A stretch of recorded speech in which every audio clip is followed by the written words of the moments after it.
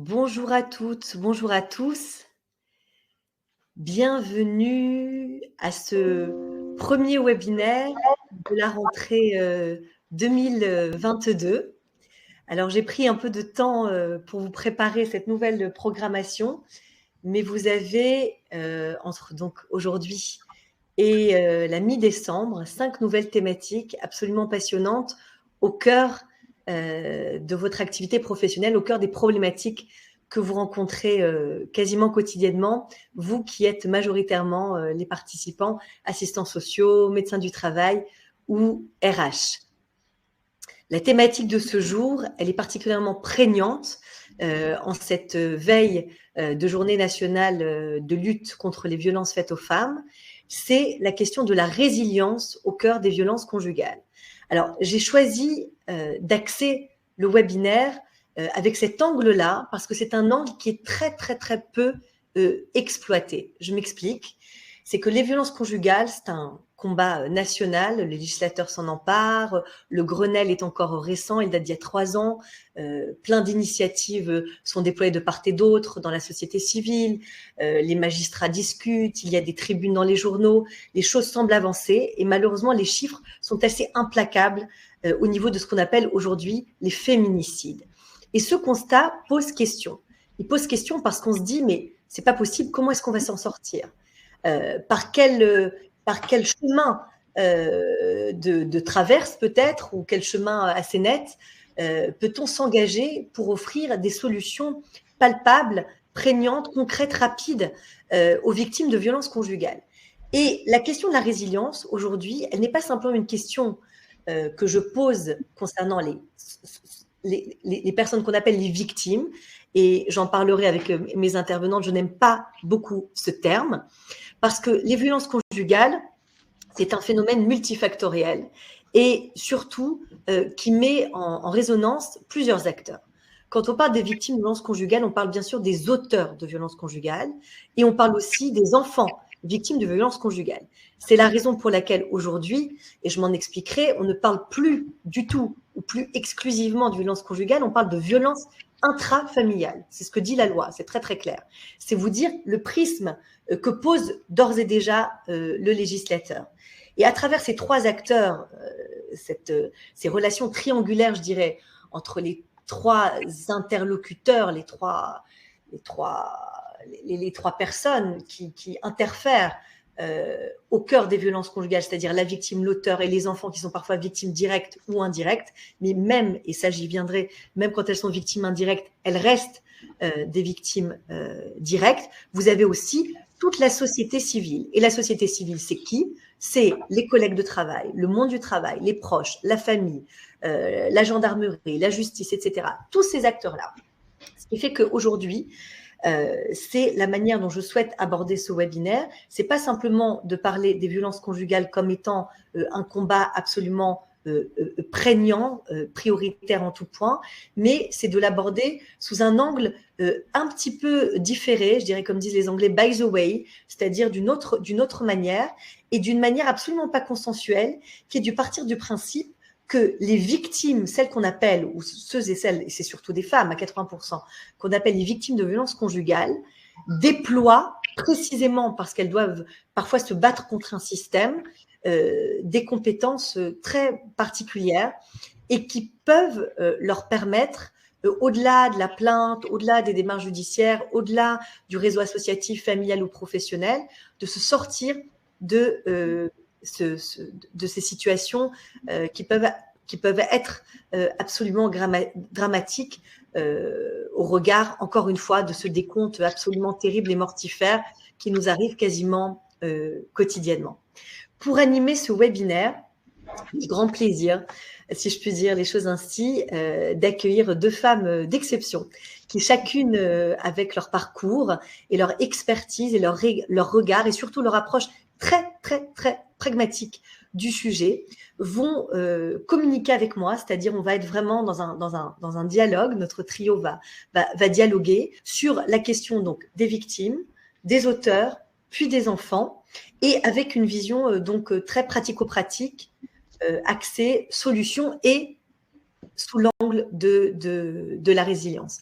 Donc, avec moi, donc j'ai Émilie Bani-Dusselier, qui est administratrice auprès d'Harmonie Mutuelle et qui a travaillé au sein de fédérations d'associations de victimes de violences conjugales pendant de nombreuses années, et Magali Pénoël, qui elle a une grande compétence RH sur le plan international et qui aujourd'hui travaille beaucoup sur tout ce qui concerne le corps des femmes au travail, notamment à travers l'approche corporelle et de la médecine. Alors la médecine large, la médecine classique, mais aussi la médecine notamment aromathérapie, etc. Et elle nous expliquera comment est-ce qu'elle travaille notamment avec les femmes sur ces sujets-là. Alors Émilie, je te propose d'emblée de te présenter plus largement à nos participants que l'on accueille au fur et à mesure.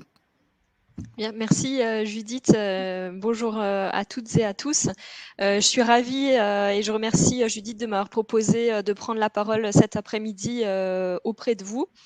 Donc, je suis de formation éducatrice spécialisée. J'ai exercé dans le secteur qu'on appelle urgence précarité avec des personnes en demande d'asile, réfugiés politiques. Et puis après, j'ai été pendant 7 ans responsable de l'accueil de jour pour femmes victimes de violences conjugales à Strasbourg au sein de l'association Solidarité Femmes 67, qui est donc qui fait partie de la FNSF qui porte le 3919. Et puis depuis maintenant quelques années, je suis en effet investie dans le milieu mutualiste où je suis administratrice d'Harmonie Mutuelle, en charge des questions santé, société et fragilité, et également administratrice du groupe Vive. Donc j'aurai l'occasion de croiser les regards entre une pratique de terrain et puis aujourd'hui comment dans une entreprise on peut prendre le sujet à bras-le-corps. Merci beaucoup, Émilie. Magali, je te propose de te présenter aussi. Avec grand plaisir. Merci beaucoup, Judith, de m'inviter à ce webinaire. Puis je découvre aussi d'autres participantes, intervenantes comme Émilie. Et puis, je pense qu'ensuite, il y aura peut-être un chat, etc. pour échanger. Alors, moi, ma spécialité, c'est vraiment la sensorialité. Et tu parlais tout à l'heure, Judith, des violences qui étaient faites aux femmes. Ces violences, elles passent soit par une violence auditive, j'ai entendu des choses que je n'aurais pas voulu entendre, soit parce que j'ai vu, le sens visuel, soit parce que j'ai peut-être reçu aussi un toucher que je n'aurais pas voulu sentir, le côté kinesthésique. Donc, quoi qu'il en soit, la violence, elle est passée par les sens, que ce soit visuel, auditif, kinesthésique. Donc, ça, c'est une des grandes clés en médecine ou en thérapeutique. Là par où est passée la violence, là par où est passée la souffrance, eh bien, c'est par là aussi, par ce canal-là, que la guérison peut passer. Donc, moi, j'ai développé toute une approche sensorielle qui se base aussi sur l'aspect post-traumatique avec un rappel d'indices, des indices de rappel, qui peut être soit auditif, olfactif, kinesthésique. Et on va travailler toute cette sensorialité pour un petit peu se libérer de ce corps qui a été blessé, de ce corps de femme, et puis qui garde en son sein toutes ces blessures. L'idée, c'est un petit peu transcender toutes ces blessures pour aller un peu plus loin. Donc, moi, je suis spécialisée en aromathérapie médicale par mon père, qui était médecin depuis 40 ans, spécialisé là-dedans, donc dans les odeurs. Et après, j'ai pendant 20 ans enseigné la danse et j'ai travaillé aussi en Angleterre dans le service ressources humaines. Donc, j'ai vraiment une double ou triple compétence que je suis très heureuse aujourd'hui de mettre au service des femmes que j'accompagne, soit en individuel, soit au sein des entreprises. Merci beaucoup Magali, merci Émilie et Magali pour cette présentation très claire. Alors on va rentrer tout de suite dans le vif du sujet. Alors je rappelle pour nos participants que vous pouvez cliquer dans l'onglet Slide, Documents et télécharger énormément files, documents, je ne sais pas si c'est affiché en anglais ou en français, et je vous ai transmis plus de 20 documents sur la question du jour que vous pouvez garder très très précieusement pour aborder, on va dire, vos entretiens avec les personnes que vous recevez, puisque encore une fois, la question effectivement, elle est celle de la résilience au cœur des violences conjugales. Et quand je pose ce terme-là, ce que je veux vous dire, c'est que peut-être c'est d'abord par ce thème-là qu'il faut aborder la question des violences conjugales. La question des violences conjugales, elle est éminemment complexe et elle est en même temps à la fois pas complexe du tout, puisque quand on parle de violence, évidemment, tout le monde est pris par un haut le cœur face aux chiffres qui ne descendent pas, en se disant mais c'est dramatique, c'est terrible, pourquoi ça ne baisse pas? Pourquoi, par exemple, en Espagne, notre voisin direct, ils ont mis en place énormément de procédures judiciaires, beaucoup plus d'argent, et ça fonctionne. En France, ça ne fonctionne pas. Bon, au-delà de ce constat, quand on a dit ça, on a dit certaines choses, mais on n'a pas dit comment est-ce que les femmes peuvent s'en sortir. Une autre question, moi en tant qu'avocate qui revient extrêmement souvent, c'est la question de la plainte. Pourquoi est-ce que la plainte ne suffit pas? Pourquoi est-ce que les femmes ont du mal à aller porter plainte? Et une autre question, c'est pourquoi est-ce que l'arsenal juridique actuel n'est pas suffisant pour protéger les victimes? Donc, autour de ces questions-là, l'idée, c'est de permettre à celles qu'on appelle les victimes de violences conjugales de leur donner ce que les Américains ont beaucoup diffusé comme terme auprès des femmes, c'est une sorte d'empowerment. Ça veut dire de leur faire prendre conscience qu'au fond des difficultés qu'elles traversent, elles ont pu mettre en place énormément de ressources et de capacités qui, au-delà de l'arsenal juridique et judiciaire, au-delà de l'accompagnement associatif, au-delà de l'aide qu'elles peuvent trouver auprès de médecins, de thérapeutes, dans certaines activités, qui peuvent leur permettre de s'en sortir. Alors, pour démarrer tout de suite notre webinaire sur la question donc des victimes, celles qu'on appelle des victimes de violences conjugales, j'aimerais vous diffuser une petite vidéo qui est très très courte et très intéressante d'un commandant de police qui explique la difficulté à la base qu'ont les femmes à porter plainte. Alors je vous invite, Magali et Émilie, à fermer vos micros. Je vais fermer aussi le mien pour qu'on entende bien la vidéo.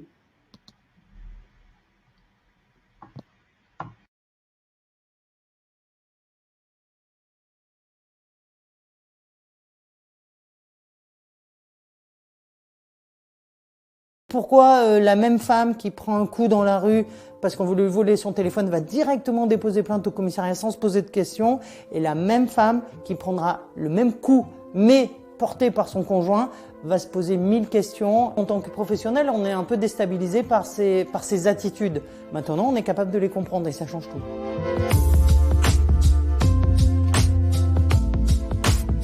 Quand on ne comprend pas le cycle de la violence ou qu'on ne comprend pas le psychotraumatisme, on ne comprend pas la réaction des victimes. Le cycle de la violence, il se découpe en 4 parties. Il y a la partie tension, on va dire, où ça commence à... Voilà, il y a de la tension qui est dans le couple. Il y a la partie crise, où éventuellement ça peut être les coups qui pleuvent ou d'autres choses. Ensuite, il y a la partie justification, où l'auteur va se justifier. Et ce qu'on appelle aussi l'inversion de la culpabilité, c'est-à-dire va faire porter à la victime la culpabilité en disant « Oui, c'est vrai, je t'ai frappé, mais bon, en même temps, regarde ce que t'as fait, voilà, tu sais très bien que quand j'arrive de travailler, j'ai pas envie qu'on m'embête, etc. » Et ensuite, il y a la partie, ce qu'on appelle lune de miel.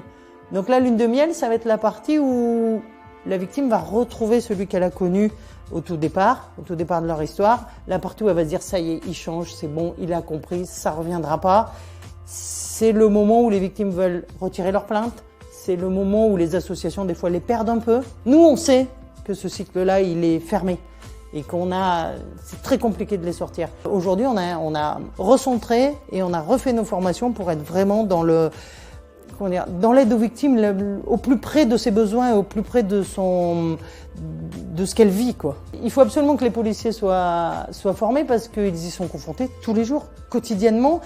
Tous les jours, il y a des interventions de violence conjugale, et je dirais tous les jours et toutes les nuits surtout. Au sein même de la police, on a déjà la plateforme, des fois, qui peut nous servir de relais ou qui nous informe. La plateforme Arrêtons les violences, c'est vraiment un policier ou une policière qui est formé et à qui vous allez pouvoir parler.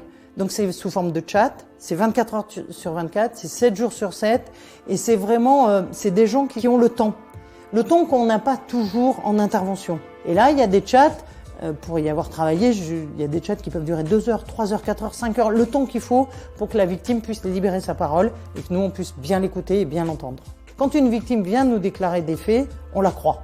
Le travail du policier, ça va aussi d'être expliqué la suite la suite de la plainte, qu'est-ce qui se peut se passer, quelle solution à l'ordonnance de protection, enfin toutes les lois qui existent pour la protéger. On a les intervenants sociaux en commissariat, on a les pôles psychosociaux, on a les associations d'aide aux victimes qui font des permanences dans les commissariats. Est-ce qu'il y a 25-30 ans, on parlait de violences psychologiques? Non, il n'y avait que les coups, il n'y avait que les violences qu'on voyait qui comptaient. Aujourd'hui, on est capable de comprendre qu'il y a des violences psychologiques, économiques, administratives, sociales, sexuelles, etc., dont on ne parlait pas il y a quelques années.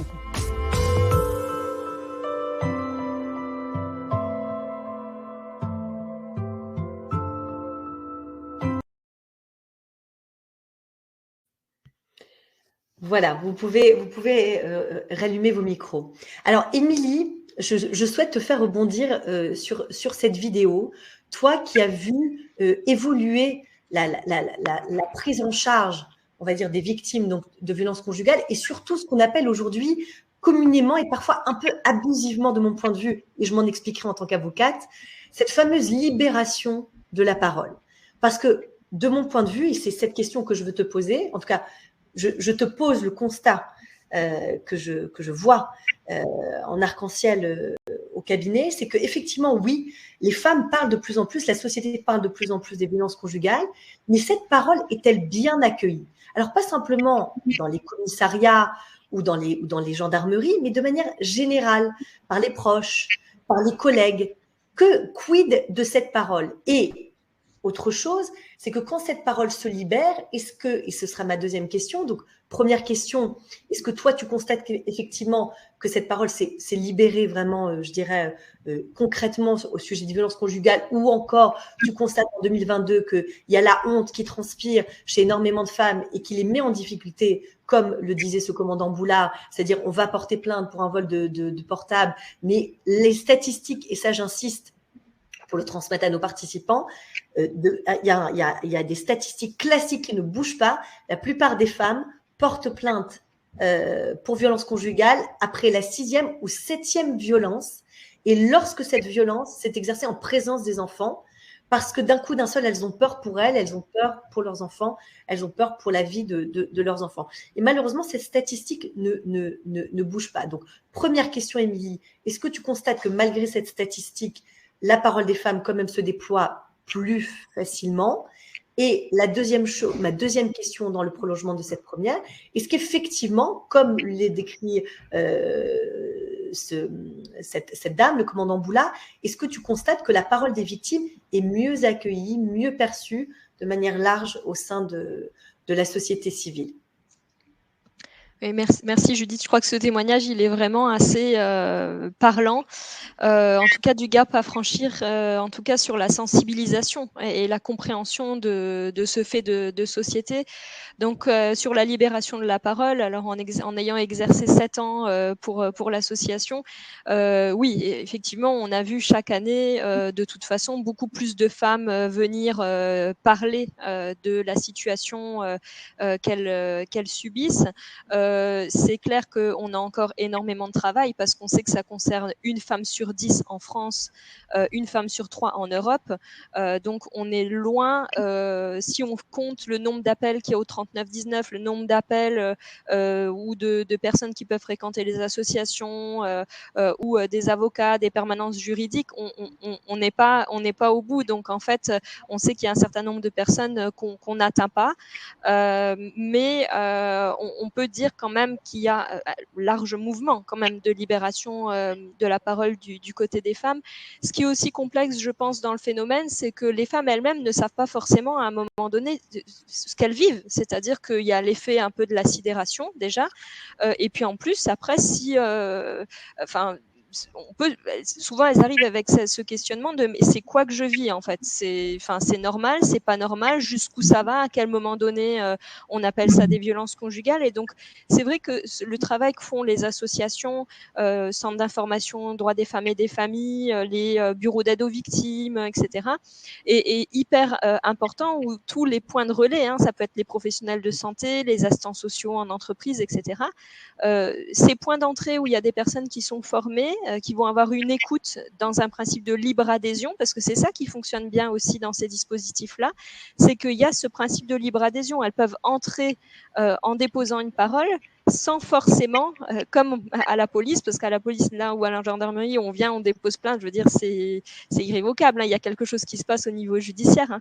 Dans les associations ou les permanences de cette sorte, on a ce principe de libre adhésion très intéressant qui permet aux personnes de naviguer dans le dispositif, c'est-à-dire d'aller et venir, de venir déposer une parole, de poser des questions, éventuellement de ne plus revenir régulièrement, venir régulièrement ou pas, revenir 2 ans après. Et donc ça, le temps de l'aide à la décision est vraiment assez important parce qu'il permet vraiment de prendre conscience de ce qui se passe, etc.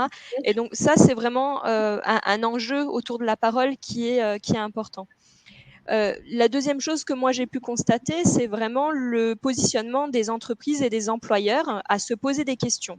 C'est-à-dire d'appeler des associations ou des juristes ou prendre contact avec des organismes, ça peut être le médecin du travail ou des avocats, qui effectivement viennent poser cette question de j'ai une personne dans l'entreprise qui est susceptible d'être dans cette situation-là, est-ce que c'est mon rôle d'intervenir? Si je dois intervenir, à quelle hauteur? Pour dire quoi? Jusqu'où je vais?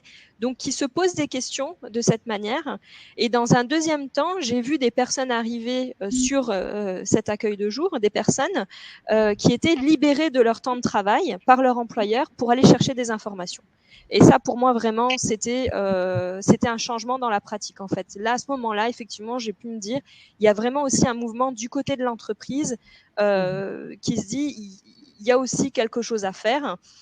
Et puis, les chiffres du 39-19, la FNSF a sorti hier des chiffres en disant que en 2021, dans les chiffres qu'ils ont retirés, la majorité des femmes qui appellent au 39-19 ont entre 20 et 39 ans. Elles ont un emploi. Et elles sont mariées à leur agresseur et résident avec lui. Elles ont un emploi, ça veut dire qu'elles ont possiblement l'indépendance économique, qui est hyper importante dans le parcours de sortie des violences. Et puis, elles peuvent avoir le réseau social et un lieu qui peut être un lieu sécurisé, un lieu bienveillant à partir duquel elles peuvent commencer à réfléchir et prendre des informations. Merci beaucoup, Émilie, c'était très clair. Alors, Magali, une question dans le prolongement de celle que j'ai posée à Émilie. Pourquoi les atteintes au corps? Alors, les atteintes au corps, comme tu le disais très justement, les violences conjugales, tout le monde le sait, c'est souvent un cycle. Ça commence par des violences verbales, des humiliations, des vulgarités très fortes, etc. Et c'est un enchaînement jusqu'à la possibilité de l'ouverture à la violence physique. Qu'est-ce qui fait que beaucoup de femmes ne sont pas conscientes de ces agressions auditives, visuelles, corporelles? Qu'est-ce qui fait que sur le plan peut-être somatique, il y a quelque chose qui fait écran et qui empêche précisément, qui laisse, comme disait très justement Émilie, qui fait que le déploiement de la parole prend du temps et que cette fameuse parole, il faut l'accompagner avec beaucoup de tact. Parce que l'agression directe en tant que telle ne déclenche pas comme le disait Émilie, ça déclenche plus une sidération qu'une colère saine de la victime. Comment tu pourrais rapidement nous expliquer ça? C'est dans ta question qui est ultra intéressante, il y a 5 directions possibles. Je vais essayer de voir la direction que je peux essayer de prendre. Je vais vraiment parler de mon expérience personnelle. Ce que tu disais, Judith, c'est cette espèce de somatisation. Quand je travaille avec les femmes, puisque 99% de mon public, c'est quand même un public féminin, quand on démarre des mouvements, des mouvements très très simples, corporels, on se rend compte d'une chose extrêmement surprenante. On est face à des mouvements qui sont très musculaires, qui sont très masculins. Donc, on va lever les bras, baisser les bras, donc, tout simple. Et quand on commence à faire comprendre à la femme qu'autour de ce muscle, il y a ce qu'on appelle une forme de tenségrité, c'est-à-dire il y a une douceur avec laquelle on peut se reconnecter, c'est-à-dire je les invite à percevoir le mouvement et le ressenti de ce mouvement d'une façon très différente. Et souvent, les femmes qui démarrent avec moi, elles sont très dures envers leur corps. Donc, ça va être des mouvements musculaires, assez durs, brutaux. D'ailleurs, je vous pose la question à toutes les deux, vérifiez que votre ventre n'est pas rentré en ce moment. Et je pose la question aux 55 participants, vérifiez que votre ventre, et je parle aux femmes, ne soit pas rentré. Et autre chose à vérifier ici, là, le plexus solaire, vérifiez si c'est… ou si au contraire, il est… Ça, c'est des toutes petites prises de conscience, mais qui permettent de dire, mais à quel point je suis connectée aux besoins de mon corps, à cette sensibilité. Quand je suis face à cette sensibilité, quand je perçois ce que mon corps accepte ou n'accepte pas, quand je sais que je suis capable de rentrer dans un mouvement doux avec moi-même, eh bien, je vais être beaucoup plus sensible et réactif quand je vais avoir une parole qui va me heurter, un mouvement, une bousculade. Bon, c'est rien, une petite bousculade après tout, c'est pas grave, on m'a un peu bousculé, on m'a un peu tiré les cheveux, rien de bien grave, c'est 3 fois rien. Non, je commence à m'éveiller à la sensibilité de mon corps. Je commence à m'éveiller à ce que je peux accepter et ce que je suis en droit de ne pas accepter. Donc, comme le disait aussi Émilie, c'est progressif. Donc là, on rentre dans vraiment toute la subtilité corporelle. Et c'est vrai que le corps des femmes, puisque Judith, tu en parlais, hein, de ce corps des femmes, le corps des femmes, il est encore très masculin. Il est très masculin parce que la femme, elle prend sa place. C'est un auteur qui dit ça, il disait, la femme, elle se voit à travers l'œil d'un homme. La femme se voit à travers l'œil d'un homme. Et le corps, c'est pareil. La femme voit encore son corps à travers l'œil d'un homme. Et ce qu'il faut qu'on apprenne à créer, nous, et ça, c'est un challenge, hein, peut-être qu'on va créer une petite révolution, c'est créer la planète Vénus. Parce qu'aujourd'hui, on a des femmes hein, sur le lieu de travail, je ne sais pas si vous êtes au courant, vous le savez certainement, mais apparemment, la température, elle est réglée selon le biorhythme des hommes. Donc, elles vivent dans un environnement, que ce soit la température, le prisme cognitif, la corporalité, elles vivent sur la planète Mars. Donc, elles ont appris à s'adapter. C'est comme une plante qui vit sur un terrain aride. Elle va apprendre à sécréter des molécules pour s'adapter aux conditions climatiques. Et la femme, constamment, elle a dû s'adapter, son corps, sa vision, son mental, sa parole. Elle a dû s'adapter en fonction des conditions climatiques assez masculines. Donc, pour répondre à ta question, Judith, initiale, qui était pourquoi la femme, elle n'a pas forcément tout de suite ce répondant face à la violence qu'on lui a faite sensoriellement, parce que cette violence sensorielle entre mecs, hein, pour parler clairement, un mec, je lui donne une claque, je le pousse, je donne un coup de pied, c'est entre mecs, c'est bon, ça se passe. Donc, on est encore dans ce rapport un petit peu que la femme, elle est encore dans cette projection de l'œil de l'homme. Donc, c'est tout un travail, c'est toute une approche, et c'est une approche passionnante aussi. Merci beaucoup Magali. C'est très intéressant de croiser vos deux visions, vos deux approches. Alors là, je vais faire rentrer nos participants dans l'univers juridique et judiciaire pur et dur, puisque ce sont aussi ces informations que vous venez chercher. Alors, pour relier, on va dire, ma posture d'avocate et la manière dont j'accompagne mes clients, qui sont la plupart du temps des clientes, sur cette question-là, je constate exactement ce que tu dis, Magali. C'est-à-dire, alors, je dirais peut-être pas, j'arriverai pas à le définir comme étant une posture masculine, mais plutôt une posture rétractée, une posture figée, un corps qui ne se déploie pas. Souvent, il y a une grande tension au niveau du corps. Il y a aussi, pour rebondir sur ce que disait Émilie, une intense minimisation des faits. C'est-à-dire, il y a tout un processus qui fait que la personne, étant dans un état de sidération, a du mal à mettre les mots sur la gravité de ce qu'elle vit. D'où l'importance de l'écouter, bien sûr, sans la juger. Et là, j'attire vraiment votre attention sur un élément majeur en termes de dialogue avec les personnes que vous accompagnez. Vous qui êtes principalement des assistants sociaux ou médecins du travail, en tout cas, qui êtes là souvent en front pour accueillir la parole des gens. Ne jamais poser la question « Pourquoi monsieur s'est énervé à ce moment-là ?» Qu'est-ce qui s'est énervé? Pour une raison très simple. C'est que si vous regardez le décompte de tous les féminicides, alors bien sûr, on vous parle de divorce, de séparation, de choses très graves qui ont provoqué la colère meurtrière des auteurs de violences conjugales, mais la plupart du temps, et il y a des analyses très, très importantes là-dessus, c'est que les féminicides, en tout cas les féminicides non prémédités, arrivent au détour d'une banale dispute. Dispute qui pourrait être une dispute de couple. T'as mal mis le couvert, t'as mal fait le lit, tu m'as mal parlé, t'as pas fait attention à moi, ce genre de choses. Ce qui veut dire par là, c'est que il ne faut jamais, de mon point de vue en tout cas de praticienne, replacer la victime dans son interaction directe avec l'auteur. C'est-à-dire en disant, mais qu'est-ce que vous avez fait, entre guillemets, pour avoir provoqué la colère de votre conjoint, votre mari? Ça, c'est très, très important. Et malheureusement, on est tous amenés à poser cette question à un moment ou à un autre du dialogue qu'on a avec la personne. Ça, c'est très important parce que c'est une parole qui fige absolument. Par contre, quelque chose qui est plus intéressant à déployer et à articuler comme discours, c'est d'aider la personne qu'on accompagne à dire « mais quand est-ce que ça a commencé ?» À quel moment vous avez senti qu'il y a eu un switch qui a fait upside down, même léger, mais qui a fait dériver la relation du conte de fées ou de quelque chose qui se passait bien à quelque chose qui se passe mal.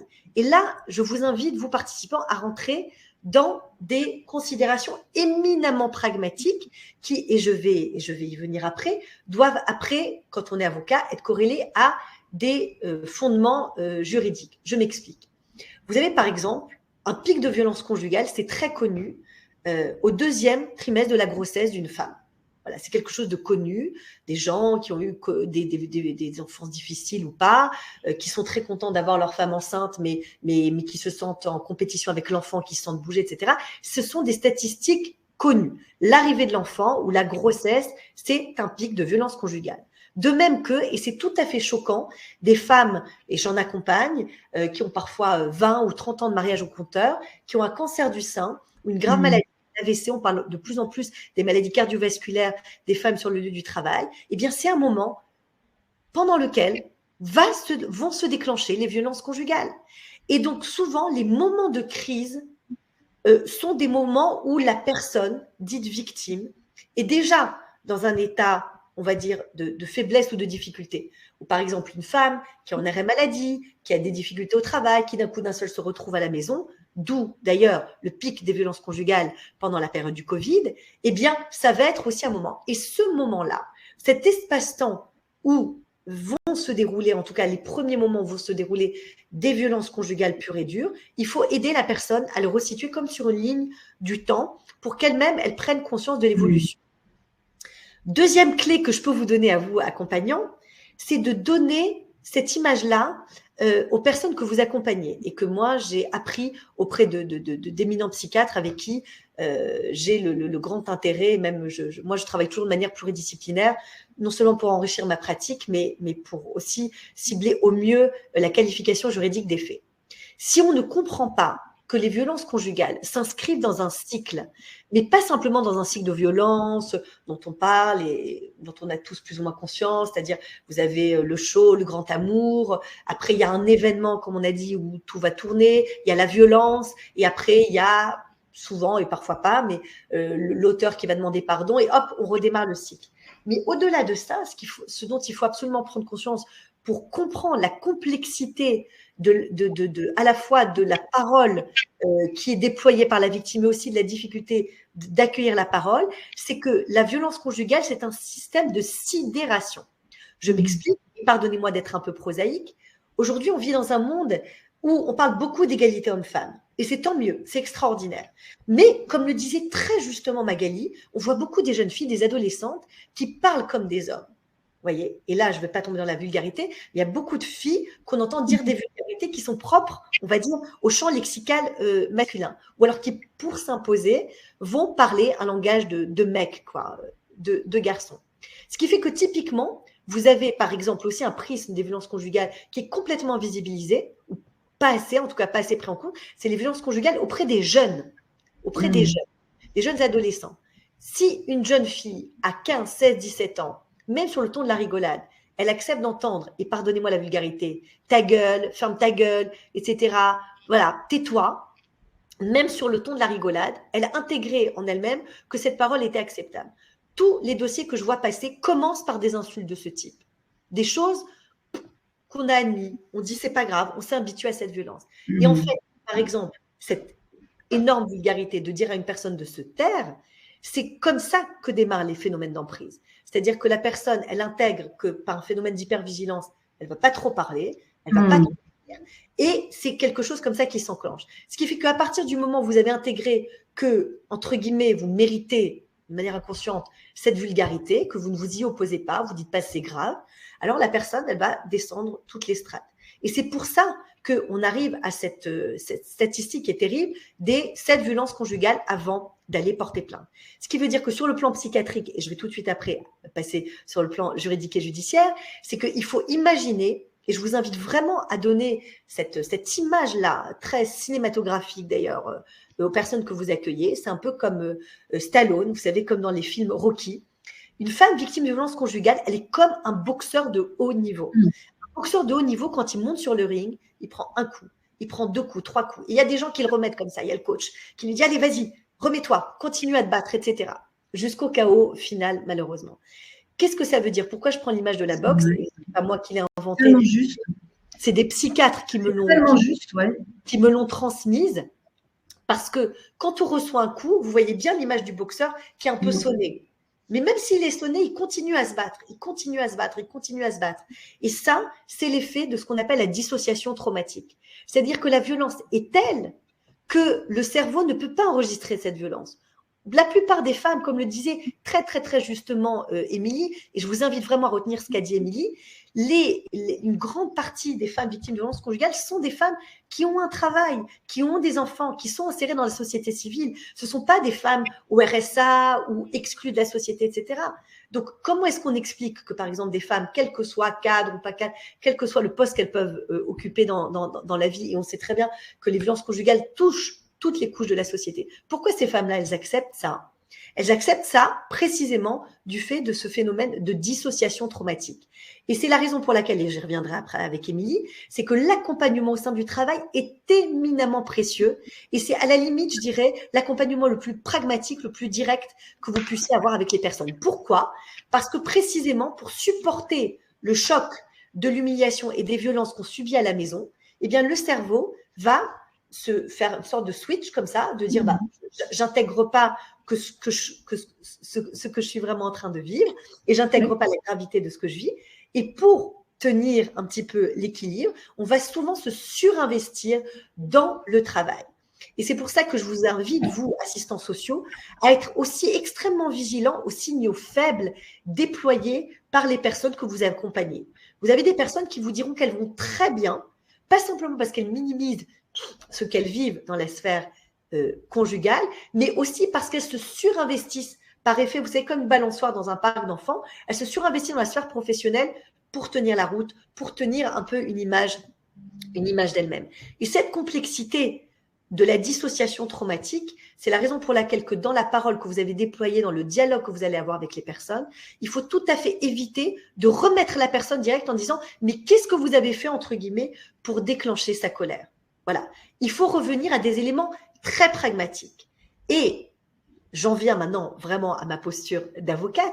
Pourquoi des éléments pragmatiques? Parce qu'aujourd'hui, vous avez de multiples actions au civil et au pénal. On a eu le Grenelle des violences conjugales. On a un arsenal juridique et judiciaire qui ne date pas du Grenelle des violences conjugales, qui date d'il y a 30 ans, 40 ans, qui est là depuis toujours. Un contrôle judiciaire, une garde à vue, ça existe depuis le Code civil napoléonien. Mais pour autant, eh bien, pourquoi est-ce qu'il y a eu ce fameux Grenelle de violences conjugales? C'est pour mesurer l'effectivité de l'arsenal juridique et judiciaire.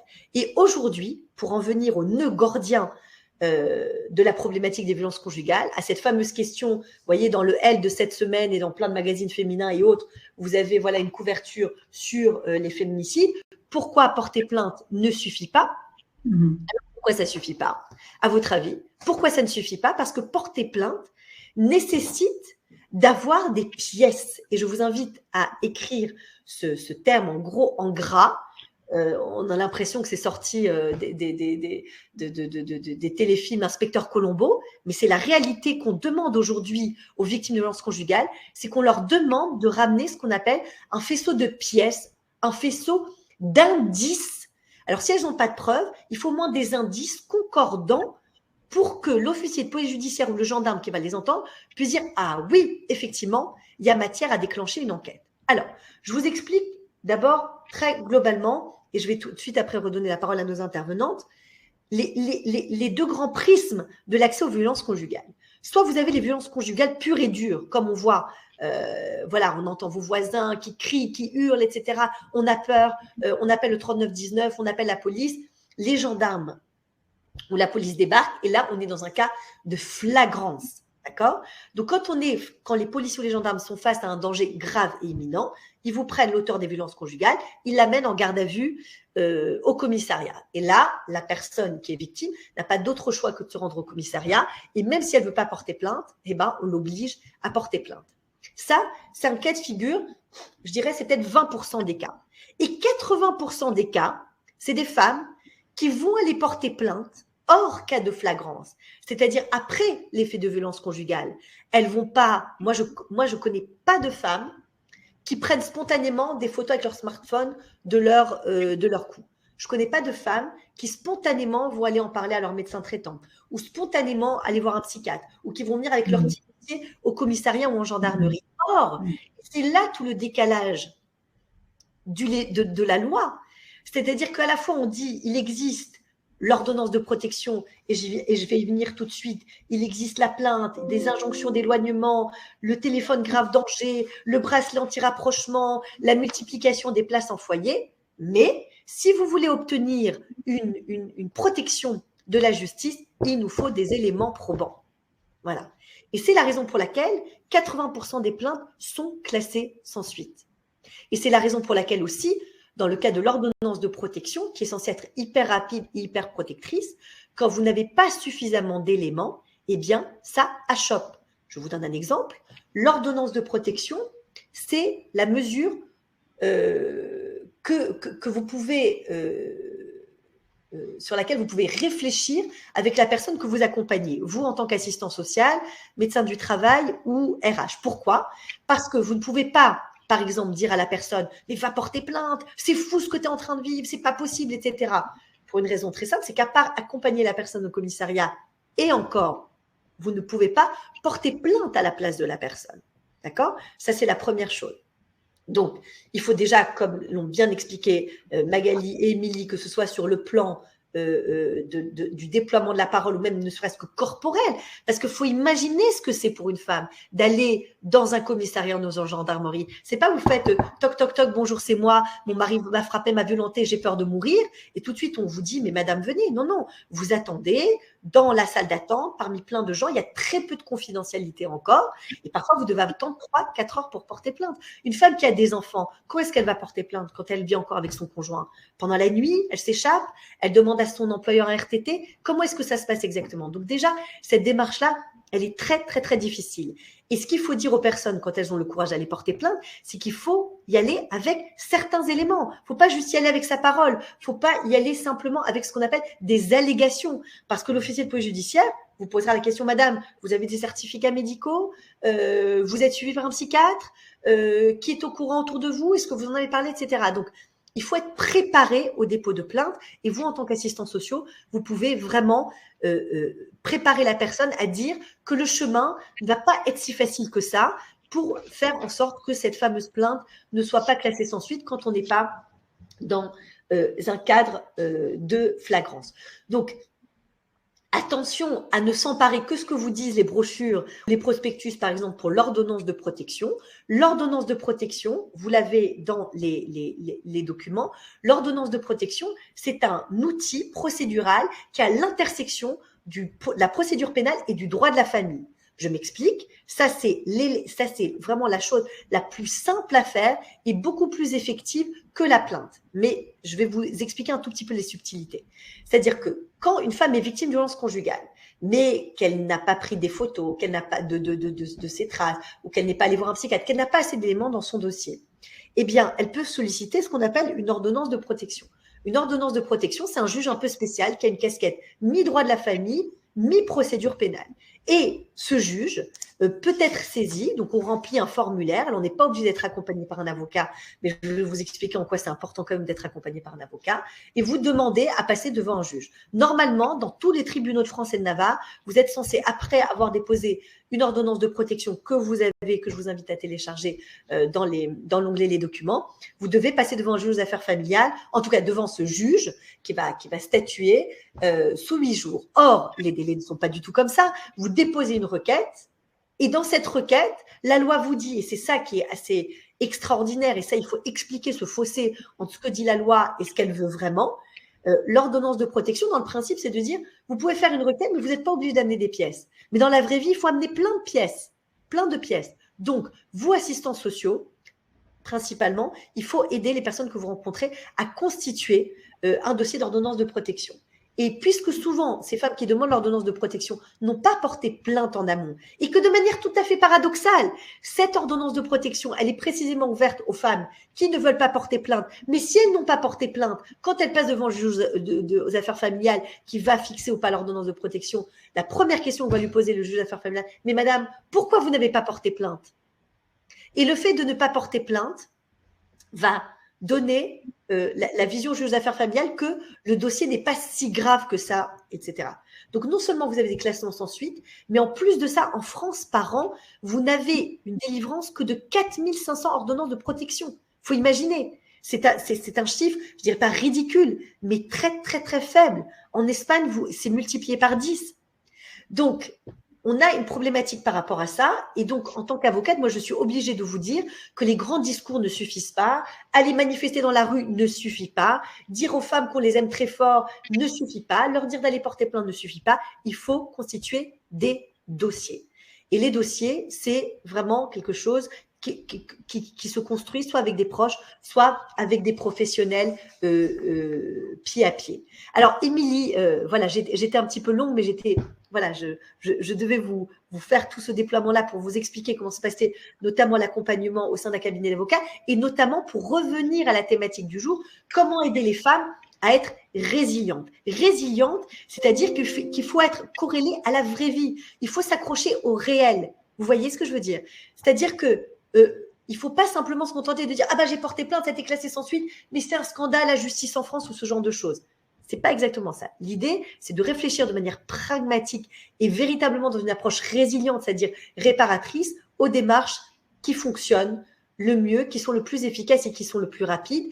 Et ça passe de manière inévitable par, par la constitution d'un dossier. Et cette fameuse constitution de dossier ne peut se faire que lentement, mais sûrement. Et le conseil que je donne à mes clientes, puisque ce sont majoritairement des femmes, c'est ce que j'appelle la politique des petits pas, ou je dirais la politique du petit poussé. C'est une petite pierre après une petite pierre.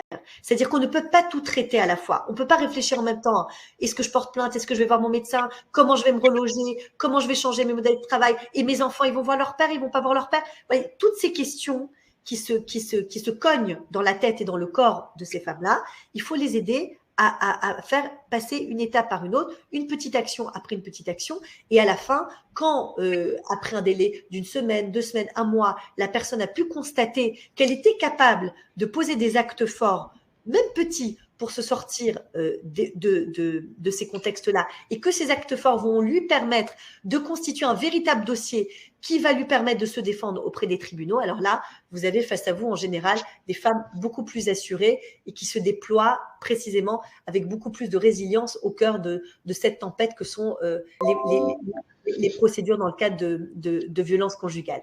Émilie, qu'est-ce que tu penses de mon approche? Si tu veux bien rallumer ton micro, c'est-à-dire pour aider ces femmes-là à s'emparer de ce sujet-là, de prendre un acte par un autre. Et au-delà de ça, comment est-ce que toi, tu as accompagné ces femmes-là? Et au-delà de ton expérience précédente au sein de la fédération, comment aujourd'hui, au sein d'Harmonie Mutuelle, tu penses ce sujet-là d'accompagnement des victimes de violences conjugales? Oui, merci Judith. Je crois que dans ce que tu as partagé, il y a énormément de choses, mais ça introduit bien la question du processus en fait. Et quand tu disais il se passe plusieurs épisodes de violence avant qu'il y ait un dépôt de plainte, on sait aussi qu'avant une séparation définitive, il y a 7 allers-retours dans le couple. Donc ça laisse présager du temps en fait que ça demande pour pouvoir être dans une rupture définitive avec la situation de violence conjugale. Ce que tu nommes, c'est aussi la question de la charge de la preuve, à qui elle incombe. Donc évidemment que il faut expliquer. En réalité, c'est vrai que le temps qu'on passe à expliquer les choses, les procédures, de préparer en fait est vraiment très important parce que ça permet d'intégrer encore une fois cette question de processus. Et puis j'ai vu que quelqu'un dans le fil de discussion mettait par exemple un endroit en ligne où on peut consigner des documents. C'est ça en réalité qu'il faut commencer à faire dès qu'une personne commence à en parler, c'est de dire à quel point, sans d'emblée dire il faut déposer plainte évidemment, c'est de se dire ok, si un jour vous voulez déposer plainte, si un jour où il y a besoin d'en passer par là, etc., il faut vraiment qu'on ait recueilli des preuves. Donc il vaut mieux faire des certificats médicaux, prendre des photos, commencer à sonder un peu son entourage sur qui pourrait faire des témoignages, des choses comme ça, préparer un petit peu le terrain, préparer la personne en fait, parce que inéluctablement, c'est vrai qu'il faut apporter ces pièces pour donner de la consistance en fait aux démarches judiciaires. Alors dans ce que tu disais aussi, ce que j'ai relevé, c'est la question des professionnels à qui les femmes elles se confient. Encore une fois, l'importance de la sensibilisation et de la formation, et du côté des professionnels de santé, eh bien, ils se posent souvent cette question de est-ce que je dois m'autoriser à poser la question à la patiente, est-ce que vous avez déjà vécu une situation de violence? Est-ce que vous êtes dans cette situation, ou de relever le fait que quand elle vient consulter pour des hématomes ou pour autre chose et qu'elle dit qu'elle est tombée dans l'escalier, le professionnel de santé, il s'autorise à poser cette question de vous êtes sûr, enfin d'aller creuser en fait. S'il y en a qui sont facilement qui vont aller facilement aborder ces sujets. Pour d'autres, ils ne sauront pas quoi faire de cette parole, en fait. Donc, il faut vraiment cette sensibilisation aux signes avant-coureurs, à détecter quelque part qu'est-ce qui nous permet de dire qu'une personne est possiblement dans une situation de violence, peut aider aussi à anticiper dans tout ce phénomène et ce processus. La deuxième chose dans l'accompagnement, et ça c'est des choses que j'ai élaborées au fur et à mesure de la pratique, je ne l'avais pas la première année évidemment où j'ai exercé, c'est la question de travailler la culture du professionnel, en fait, à qui elles vont s'adresser. Quand elles savent qu'elles vont possiblement, peut-être la prochaine fois ou à un moment donné, déposer plainte, rencontrer un avocat, etc. Ce que j'avais trouvé utile de faire avec elles, c'était de leur expliquer c'est quoi la culture professionnelle de l'intervenant qu'ils vont rencontrer. Parce que face à un avocat ou face à un médecin ou face à un policier qui va prendre une plainte, la posture de ces professionnels va être complètement différente. Et je vous donne un exemple simple, des femmes qui arrivent avec un dépôt de plainte, par exemple, qui avait déjà été fait, et si je posais la question, comment vous avez été reçu par le professionnel, parfois il arrivait qu'elles disent c'était horrible, l'accueil était absolument froid, c'était horrible, je n'ai pas été entendue, vraiment, etc. On regarde le dépôt de plainte, il fait 3-4 pages, il est hyper circonstancié. Et là, on repositionne les choses en disant, en fait, le professionnel, il est là pour prendre la plainte. Alors, c'est sûr que s'il a un peu de chaleur humaine parce qu'il est formé, comme ça a été dit dans la vidéo, c'est forcément beaucoup plus agréable et beaucoup plus acceptable, beaucoup plus lovant pour la personne dans l'accompagnement. Mais en réalité, sur la procédure, il aura fait le job parfaitement parce que derrière, ça va pouvoir servir aux avocats, ça va pouvoir servir aux juges. Donc, connaître la culture du professionnel pour qu'elle ne prête pas des attentes là où en fait elle ne pourrait pas le recevoir. Donc ça, c'est des choses aussi qu'on peut préparer. Et donc ça, c'est pour le volet, peut-être ce que je peux dire comme ça rapidement sur l'accompagnement que j'ai pu faire, mais c'est aussi comment on va repérer dans le discours des femmes. Quand elles vont raconter un petit peu qui elles sont, ce qu'elles font dans leur vie, elles vont dire mais je comprends pas, pourtant au travail je suis une bonne professionnelle, je sais faire ça, ou bien dans ma vie j'ai déjà vécu des situations où je me suis sentie vulnérable, où c'était difficile, j'ai fait face à ceci, j'ai fait face à cela, de repérer en fait ça dans le discours des personnes et de s'appuyer là-dessus et de dire ah bon, mais dans ces moments-là qu'est-ce qui fait que vous dites vous vous en êtes sorti, vous avez réussi à dépasser ça, d'aller repérer ce qu'elles ont pu mettre en œuvre à un moment donné qui leur appartiennent en réalité, comment elles ont su mobiliser des choses dans leur vie face à des événements difficiles, et vous allez pouvoir vous appuyer aussi là-dessus pour pouvoir dire vous avez déjà su mobiliser ça et on va restaurer. En fait, on va accompagner, on va réussir à remettre ça en place parce que vous l'avez déjà expérimenté, vous êtes déjà passé par là, donc vous savez faire en fait. Peut-être ça peut être mobiliser son réseau social, peut-être que ça peut être sa capacité d'investigation dans des démarches administratives, de prendre contact avec différentes personnes. Toutes ces petites choses, elles vont être hyper utiles parce qu'elles vont aussi redonner confiance à la personne. Côté harmonie mutuelle, comment on appréhende les choses? Eh bien, c'est une question, ça fait quand même plusieurs mois maintenant qu'on commence à travailler le sujet, parce qu'on est une entreprise de presque 5000 personnes. Donc, on revient au chiffre une femme sur 10, ben, on se dit potentiellement, on a évidemment, nous, dans nos salariés, un certain nombre de personnes qui peuvent être concernées.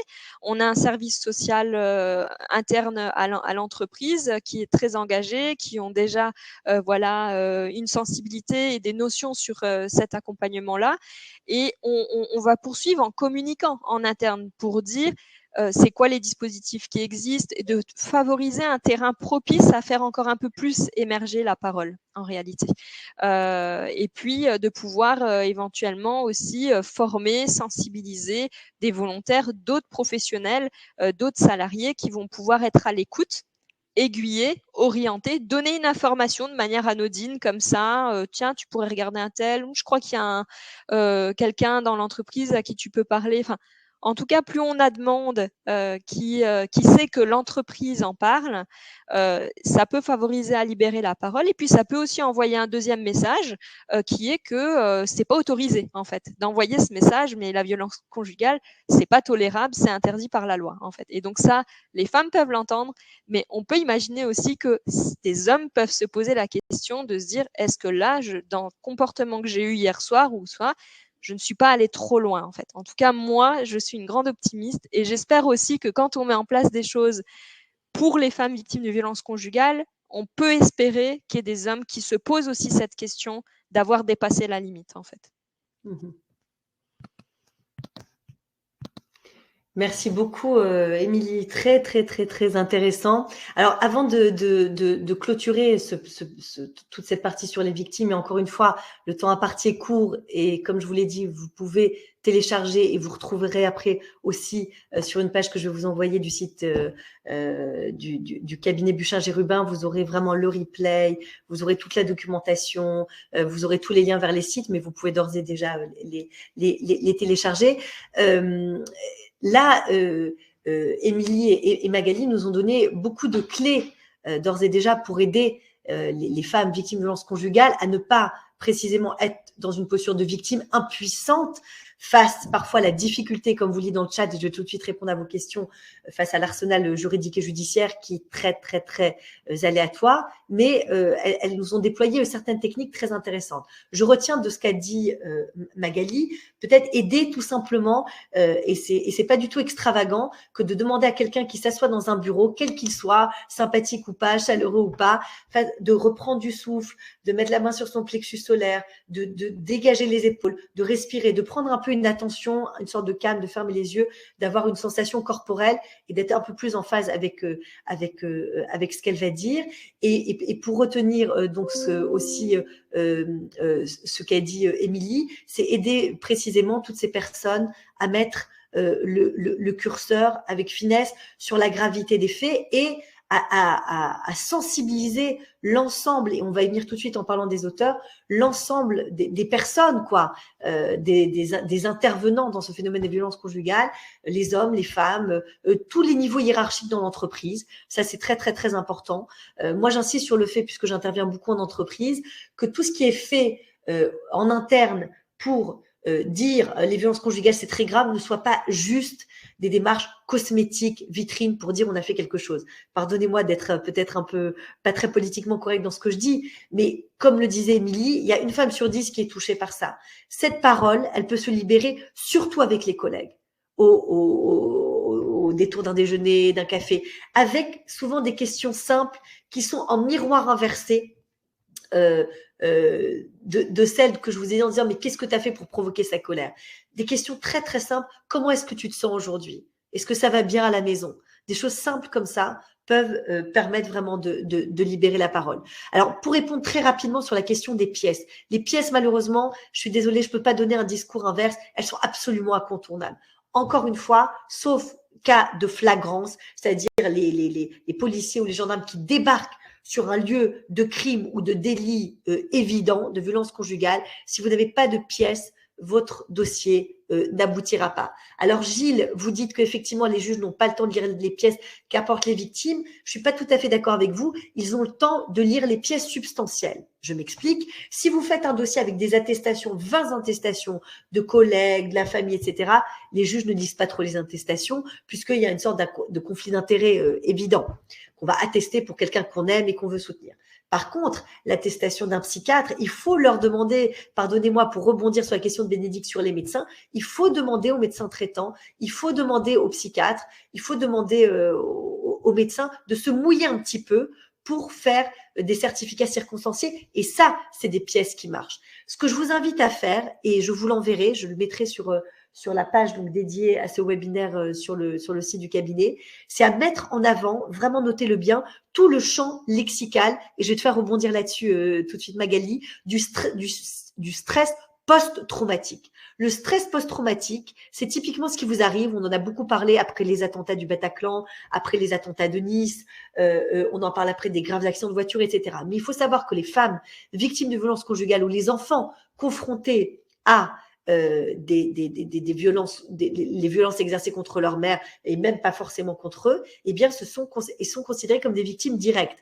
Le juge Édouard Durand, qui est un juge absolument admirable et qui est à la tête de la commission de la Civise, en parle énormément de cet aspect-là. Et le trauma, eh bien, ça s'articule de plein de manières, notamment un état d'hypervigilance, des cauchemars, des réminiscences, une peur, par exemple, de prendre la voiture, d'aller dans tel ou tel endroit. Mais en tout cas, vous avez tout le champ lexical du syndrome de stress post-traumatique dont vous pouvez vous emparer pour dire à la personne que vous accompagnez, alors, Madame X, Madame Y, est-ce que vous le ressentez en ce moment? Alors, effectivement, vous n'êtes pas médecin, vous n'êtes pas psychiatre, mais ça peut permettre à la personne de bien identifier, en tout cas, la zone de trauma dans laquelle ça peut se situer. Magali, sur cette question-là, de ce qu'on appelle communément du syndrome de stress post-traumatique, quelles sont les caractéristiques, je dirais, du trauma que toi, tu as pu voir en tant que praticienne, à la fois quand tu travailles dans les ressources humaines et aujourd'hui en médecine aroma et autres, quels sont les phénomènes liés au stress post-traumatique que tu vois communément et que tu peux justement transmettre à nos participants aujourd'hui? Si tu veux rallumer ton micro.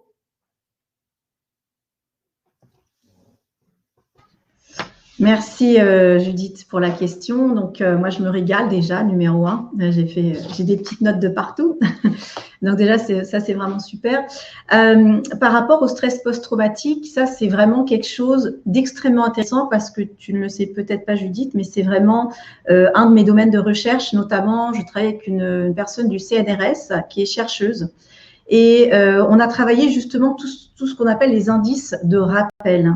Les indices de rappel, c'est par exemple la personne, au moment où elle s'est fait voler son sac, au moment où elle a subi on va dire une violence physique, et bien par exemple, il y avait l'odeur de la cigarette qui flottait dans l'air. D'accord? Ça veut dire qu'à chaque fois que cette dame, elle va sentir l'odeur de la cigarette qui va flotter dans l'air, c'est ce qu'on appelle un indice de rappel. Donc, ça va lui rappeler la situation. Donc, ça veut dire que cette personne, soit elle s'éloigne très loin des cigarettes, ou alors cette vie devient très, très compliquée parce que là, j'ai pris l'exemple de la cigarette, mais imaginons d'autres types de bruits. Et là, je parle simplement d'un canal. Donc, il faut savoir qu'il y a différents canaux. On va différencier les différents canaux. Donc, comme tout à l'heure, je te le disais, le canal visuel, auditif, kinesthésique. Là, je parle de le canal olfactif et tu vas voir pourquoi dans un instant. Donc, ce qui est très intéressant, et ça, c'est la vraie question qui se pose, c'est, et ça, c'est une vraie question, hein, c'est comme ça que je l'ai vécu dans ma pratique, c'est est-ce que la lobotomie existe? C'est-à-dire, est-ce qu'on peut carrément effacer ce souvenir? Est-ce qu'on peut effacer tout ça? Alors, la réponse, et là, je la trouve très intéressante, et ça vient de la neuroscience, on ne va pas pouvoir effacer le souvenir, mais écoutez bien, on va pouvoir baisser la charge émotionnelle. Dès lors où on va pouvoir baisser cette charge émotionnelle, ça veut dire que moi, je ressens cette odeur de cigarette et même si la femme a eu un trauma, eh bien, elle ne va plus être dans cette situation de post-trauma parce que oui, ça sent effectivement la cigarette. Oui, je me rappelle qu'il y a eu violence au moment où j'ai senti cette cigarette, mais moi, émotionnellement, au niveau de mon cœur, mon stress, mon ventre, tout est OK, tout est aligné. Je n'ai pas perdu la mémoire, mais par contre, j'ai dissocié, puisque Judith, tu parlais de dissociation, j'ai dissocié l'événement à l'émotion.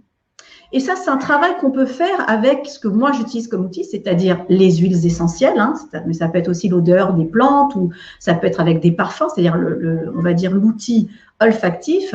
C'est quelque chose qu'on va pouvoir faire. Donc, concrètement, ça veut dire qu'on va placer la personne dans une situation, elle va être détendue, soit par la voix, soit par l'auto-toucher, notamment les percussions corporelles, soit par de l'automassage.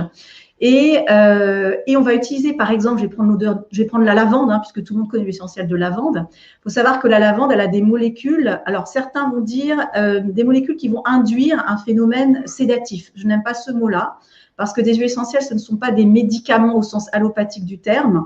Donc, on va dire plutôt des molécules qui vont induire un état de détente. D'accord ? Donc, dès lors où le sujet il est placé dans un état de détente, il y a quelque chose de magique qui se produit, c'est ce qu'on appelle la labilité de la mémoire.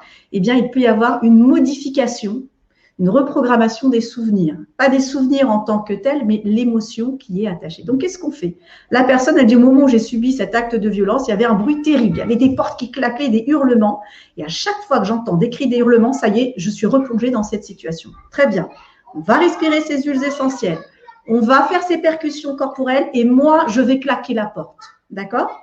Sauf que tu es dans un état où tu as confiance avec moi, tu es dans un état où tu as senti des odeurs qui vont induire cet état-là, cet état de détente, et là, il peut y avoir une modification, une reprogrammation, on va dire, de ce souvenir. Et moi, je vais claquer la porte à ce moment-là. Donc, la personne qui va entendre la porte qui claque, mais qui va être dans un état où elle se sent bien, eh bien, il va y avoir une modification de ses recharges émotionnelles. Alors, ce que je vous livre là, c'est quand même des recherches assez pointues. Ce n'est pas quelque chose qu'on peut trouver au détour d'Internet. C'est vraiment des recherches que j'ai faites avec une chercheuse au CNRS. Il faut savoir que ces explications-là ne sont pas non plus validées par tous les chercheurs du CNRS, les chercheurs en neurobiologie, mais c'est une piste intéressante. Donc moi, je travaille comme ça avec les personnes qui viennent me voir sur cette notion de stress post-traumatique en passant justement par toute cette sensorialité. Et la clé, elle est vraiment là, c'est-à-dire faire baisser cette charge émotionnelle en créant un environnement qui soit différent de ce que la personne elle a vécu au moment où elle a eu ce stress. Voilà. Merci beaucoup Magali, c'est très très intéressant.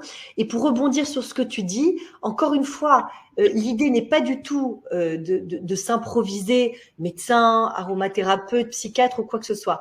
Mais parfois dans l'entretien, et cet entretien est tellement important, la première fois qu'on vient voir un avocat, la première fois qu'on vient voir une assistante sociale, la première fois qu'on vient voir un professionnel, surtout au sein de l'entreprise, eh bien ce professionnel-là peut créer un tout petit peu un environnement ou proposer à la personne un petit climat de détente qui lui permettra précisément de pouvoir mieux déployer la parole. Alors, avant de passer à la problématique extrêmement importante des auteurs de violences conjugales, je vais répondre aux questions rapidement posées dans le chat. Donc, je répète, les pieds, c'est incontournable. S'il y a un accompagnement à faire sur le chemin de la résilience et de la lutte contre les violences conjugales, c'est avoir un dossier béton. Et ça se fait petit à petit et Émilie l'a très très bien expliqué. Sur la partie médicale, effectivement, comme le dit, et ça vraiment, je te remercie beaucoup Magali de l'avoir dit, c'est que même un avocat, tous les professionnels peuvent permettre de mettre à distance l'événement avec la personne. Et c'est pour ça que j'insiste sur le fait de ne pas enfermer les femmes dans ce statut de victime. C'est-à-dire de les aider précisément à sortir de la dissociation traumatique tout en tentant de dissocier l'événement de leur personne. C'est pas parce qu'on leur a dit qu'elles étaient nulles qu'elles sont vraiment nulles. Sauf que beaucoup de femmes, elles ont intégré à l'intérieur d'elles-mêmes ça. C'est ce que je vous expliquais avec l'histoire de la première vulgarité qui s'intègre chez la personne. Donc ça, c'est quelque chose que n'importe quel professionnel peut faire. Effectivement, vous avez beaucoup de techniques. Magali vous a parlé de l'aroma qui fonctionne sans aucun doute très bien, d'autant plus que les odeurs, c'est quelque chose de très agréable. Mais vous avez des techniques, par exemple l'EMDR, qui est assez connu et qui fonctionne très bien en matière de trauma. Ce qu'on appelle aussi l'ICV, qui est aussi une prolongation de l'EMDR, l'intégration du cycle de vie, pour permettre à la personne de mieux comprendre souvent les schémas répétitifs, parce que souvent les femmes retombent sur plusieurs conjoints violents. Donc, c'est vraiment des phénomènes qui s'intègrent en elles. En tout cas, il y a beaucoup de possibilités on va dire, de trouver des appuis, que ce soit juste dans la posture lors d'un entretien et aussi auprès de différents professionnels. Pour répondre à la question de Bénédicte sur les médecins, et Émilie a déjà répondu, les médecins ne sont pas, les médecins tiennent, comme vous, assistants sociaux, au secret médical, et vous, secret professionnel, de manière très, très acharnée. C'est-à-dire qu'il y a beaucoup de questions en ce moment, surtout depuis le dépôt du rapport de la Ciivise, savoir est-ce qu'un médecin peut ou doit même dénoncer, faire une information préoccupante auprès du procureur de la République quand il a des informations particulièrement anxiogènes qui lui sont révélées. Et ben, il faut savoir qu'une majorité écrasante de médecins y est opposée. Donc, le médecin, effectivement, et c'est ça qui est assez dingue, peut être un référent absolument protecteur, sécurisant, mais dans la vraie vie, alors qu'il y a eu effectivement des fascicules de près de 100 pages auprès de l'ordre des médecins, ce n'est pas pratiqué. Malheureusement, Bénédicte, il n'y a pas cette sensibilisation, et c'est effectivement quelque chose que j'essaye de développer avec des grands organismes du droit, de la médecine du travail.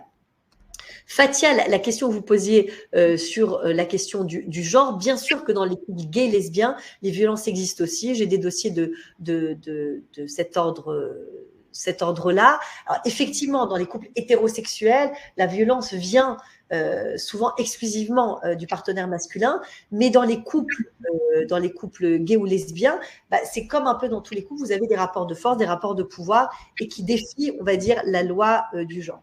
Mais en tout cas, la violence conjugale, elle est partout, et même dans les couples homosexuels.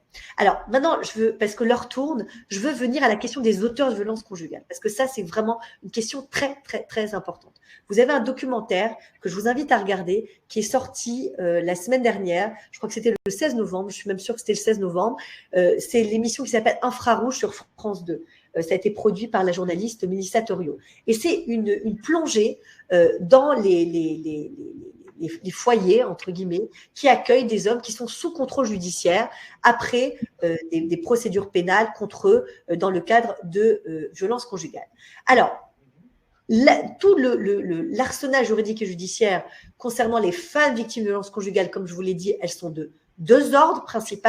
Il y a la plainte, mais qui est malheureusement souvent classée sans suite, faute d'indices, faute de preuves, ça je vous laisse expliciter. Et vous avez cette fameuse ordonnance de protection qui, elle aussi, peut aussi achoper, donc faute de preuves. Et tous les autres moyens, je vous invite à les regarder dans l'onglet documents. Concernant les auteurs de violences conjugales, qu'encourt un auteur de violence conjugale? Alors ça va vraiment peut-être vous choquer ce que je dis, mais un auteur de violence conjugale, bien que, et ça a été posé dans le chat, aujourd'hui, attention à ce que vous entendez, aujourd'hui, aucune femme ne peut déposer une main courante pour dénoncer des violences conjugales. Une femme qui vient et qui dit « je ne veux déposer qu'une main courante », l'officier de police judiciaire ou le gendarme est obligé de transformer cette main courante en plainte. Il le dit à la femme. Il le fait pas derrière son dos. Il lui dit, écoutez, madame, moi, je ne peux pas prendre de main courante en matière de violence conjugale. Et là où c'est plus subtil, pour dire que les mains courantes existent encore en matière de violence conjugale, c'est quand une personne ne va pas venir dénoncer des violences conjugales pures et dures, mais qu'elle va venir dénoncer plutôt quelque chose de périphérique, qui est afférent aux violences conjugales, mais qui n'est pas défini comme étant des violences conjugales. Je m'explique. Par exemple, quelqu'un qui vient dénoncer un cyberharcèlement, voilà, ou qui vient dénoncer des violences économiques, d'accord? Effectivement, si elle ne vient pas avec des éléments clairs, et encore une fois, même un officier de police judiciaire qui voit une femme arriver avec un dossier, avec des preuves, etc., il doit faire une enquête, ok? Donc, tout ça, c'est à la périphérie des violences conjugales. Et effectivement, souvent, dans ces cas-là, les femmes demandent juste des mains courantes. Il ne faut pas. C'est-à-dire qu'il faut tout prendre dans une sorte de package et dire que tous ces phénomènes-là, qui vont de l'emprise, des violences économiques, sexuelles, l'isolement, il y a maintenant un délit qui est celui de suicide forcé. On en a beaucoup parlé avec l'affaire Bertrand Cantat.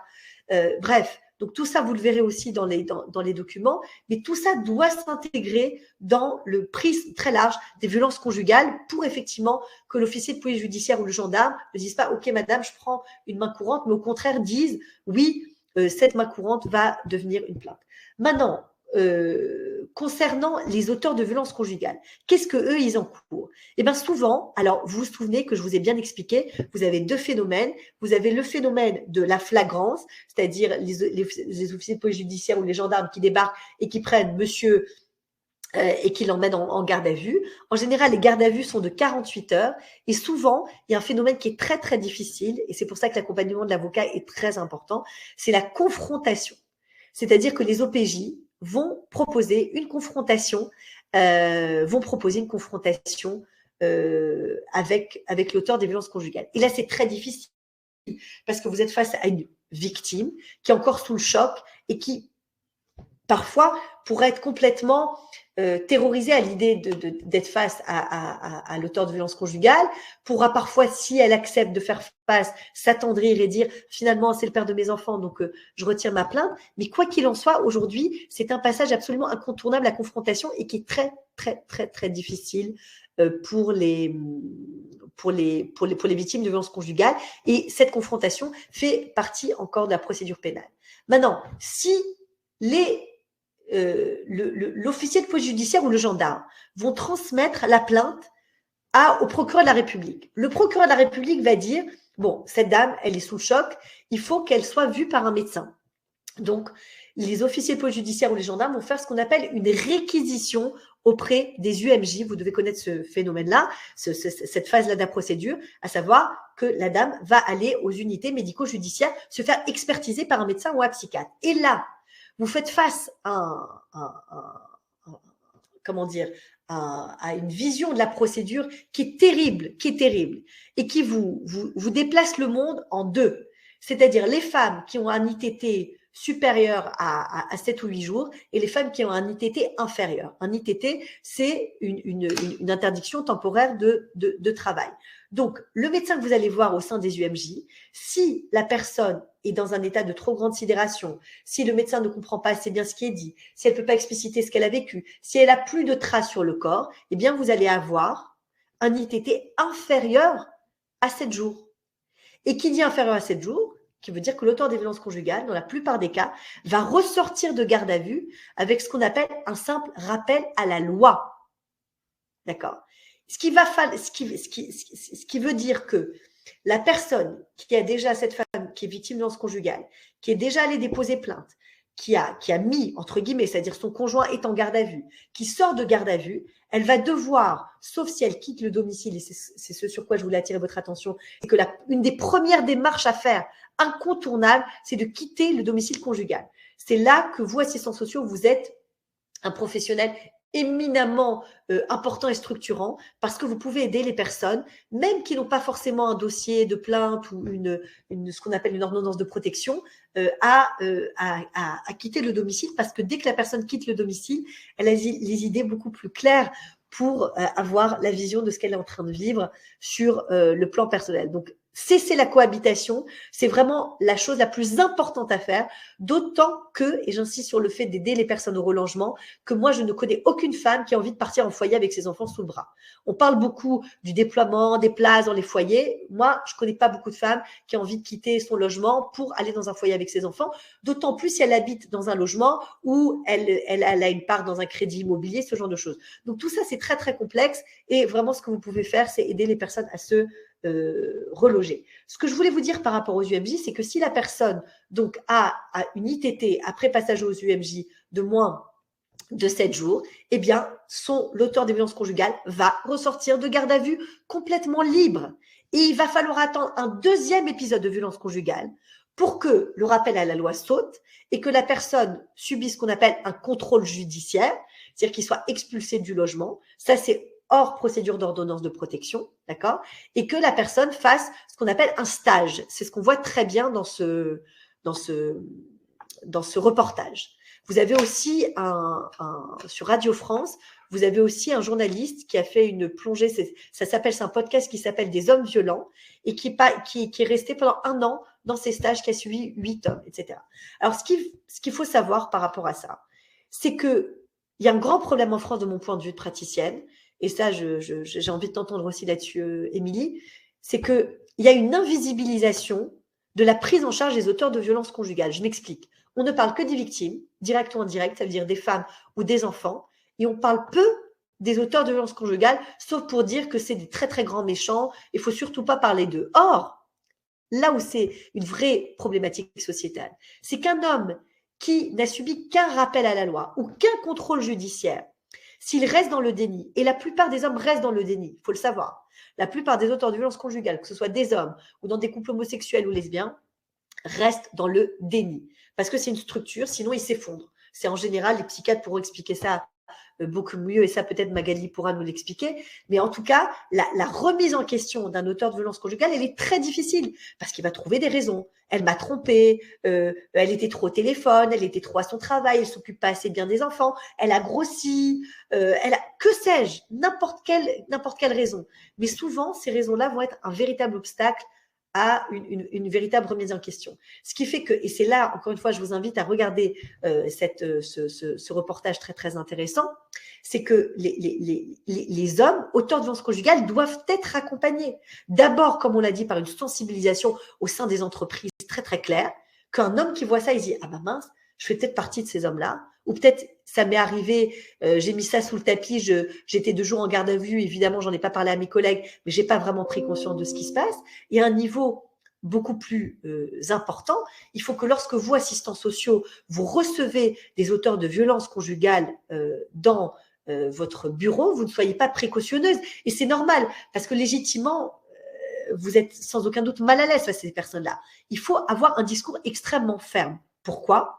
Parce que ces hommes-là, même s'ils sont sous contrôle judiciaire, même s'ils ont fait un stage, s'ils sont encore dans le déni, ils vont récidiver. Ils vont peut-être pas récidiver avec la même conjointe, et on voit que malheureusement, beaucoup de féminicides ont été commis par des ex-conjoints. Donc on voit bien que quand une haine est très tenace, eh ben, elle peut aller jusqu'à un homicide. Mais cette personne-là, qui n'a pas compris ses ressorts internes, eh bien, il va recommencer ça avec un autre partenaire ou d'autres enfants.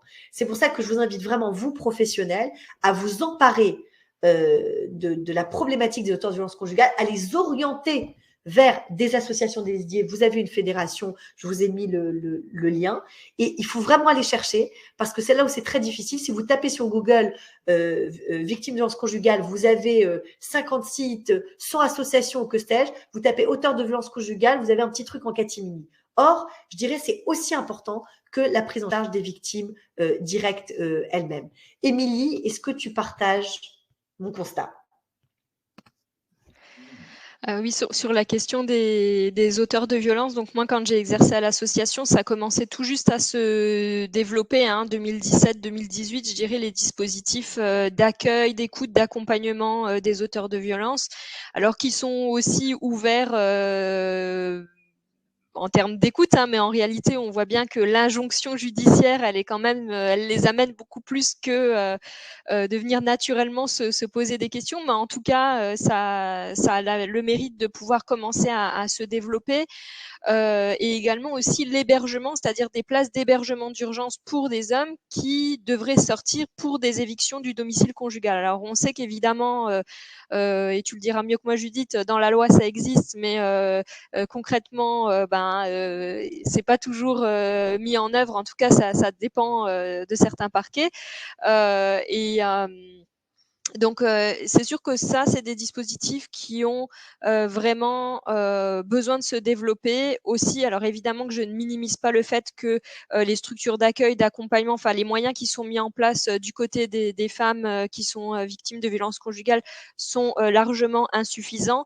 Mais je suis convaincue vraiment que on avancera dans ces questions-là si on considère aussi que les hommes qui sont auteurs de violences, ou bien même si on prend les auteurs de violences en général dans le cadre du couple, si c'est voilà dans les couples homosexuels, femmes-femmes ou quoi que ce soit, si on les considère aussi comme des sujets en souffrance, qui ont besoin de travailler quelque chose qui fait que ça s'exprime par de la violence, on arrivera à travailler mieux cette question d'égalité dans la société, même si c'est éminemment complexe avec ces questions de société patriarcale sur laquelle voilà c'est très ancré, c'est très inconscient. Nous-mêmes du côté des femmes, on a un certain nombre de comportements dont on, même si on est sensibilisé aux questions, c'est plus fort que nous en tout cas.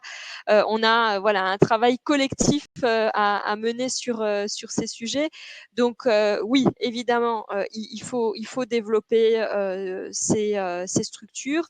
Il faut, moi je dis, dédiaboliser aussi du coup le côté les auteurs, aussi parce que si on dédiabolise et qu'on considère qu'ils ont besoin aussi d'accompagnement, de l'autre côté, effectivement, on arrive à dire qu'il y a une victime, un auteur, mais assez vite, on sort de ces considérations-là qui sont à un moment donné utiles de poser pour bien sentir il y a quelque chose qui s'est passé, c'est-à-dire il y a quand même une infraction pénale à un moment donné qui est commise dans un acte de violence, donc une victime et un auteur, mais qu'assez vite on sort de ça, de cette un peu catégorisation-là, pour pouvoir reprendre une forme de capacité d'agir. Dans les travaux de la Convention d'Istanbul sur l'élimination des violences domestiques au niveau européen, il y a eu beaucoup de pays qui ont été auditionnés au Conseil de l'Europe et des pays qui ont choisi clairement de mener vraiment, de mettre en place des politiques où il y a l'accompagnement, parfois même dans des mêmes centres, donc ils se croisent pas forcément, mais en tout cas ce sont les mêmes structures qui ont des services d'accompagnement des femmes et d'accompagnement des auteurs en fait. Donc voilà, il y a des pays où ça existe. Et puis, ce que je vois là ces derniers temps aussi, c'est dans des professionnels ou des personnes qui travaillent à des solutions en lien avec la question des violences conjugales. Et il y a notamment une porteuse de projet à qui j'ai demandé l'autorisation d'en parler aujourd'hui, qui s'appelle Evan Gall et qui a un projet d'application pour faciliter la communication entre les parents une fois séparés dans un contexte de violence conjugale. C'est une solution qui s'appelle Tiers. Et en fait, elle m'a expliqué quand elle m'a présenté son projet qu'elle a fait tout un dialogue de parties prenantes vraiment pour pouvoir réfléchir à ce sujet avec des associations, enfin toutes les parties prenantes qui gravitent autour des femmes victimes de violences. Et à un moment donné, elle s'est dit, je ne peux pas, en fait, ne pas interroger les associations qui accompagnent les auteurs pour comprendre, en fait, ce qui se passe à cet endroit-là et intégrer dans la solution, en tout cas l'aide qu'elle propose, cette dimension-là. Donc, je crois que voilà, on avance aussi sur ce chemin et c'est intéressant à observer. Merci beaucoup, Émilie. Ce que je retiens de ce que tu dis, c'est qu'effectivement, le chemin de résilience, il faut aussi le penser du côté des auteurs de victimes, des auteurs de violences conjugales, pour une raison très simple, c'est qu'effectivement, il faut alors à la fois poser la question de la gravité des actes, c'est-à-dire d'être absolument intraitable sur ce sujet-là, tout en disant qu'il y a des possibilités de sortie de crise et d'évolution et de changement et de prise en compte. Alors, il est déjà 15h30 et le sujet est absolument passionnant. J'aimerais terminer sur la question des enfants.